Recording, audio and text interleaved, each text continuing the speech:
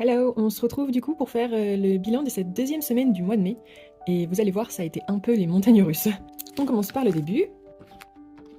Pour les courses, on a dépensé 56,47 €, ce qui fait que dans cette enveloppe, il nous reste 148,46 € pour finir le mois.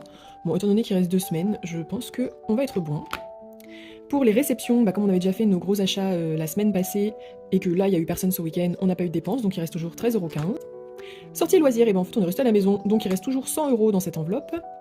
Pour maison et jardin, alors là, c'est l'enveloppe qui a explosé. On a utilisé tout ce qu'il y avait dans cette enveloppe, les 100 €. Et en plus, on a prélevé également sur notre fonds d'urgence.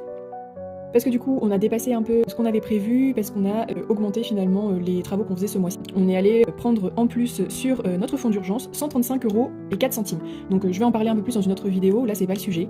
Mais bon, pour dire que là-dessus, il reste plus rien. D'hiver, on a pris pour compléter aussi ici, donc il ne reste plus rien également. Et voiture, il restait déjà plus rien. Et voilà. Donc pour ce mois-ci en tout, on a dépensé donc dans les enveloppes 176,47 €, sachant qu'on a dépensé en plus bien sûr sur le fonds d'urgence comme je vous l'ai dit. Et là, en espèces, il nous reste 261,61 € pour finir le mois. Et vous, comment ça se passe en ce milieu de mois? À bientôt!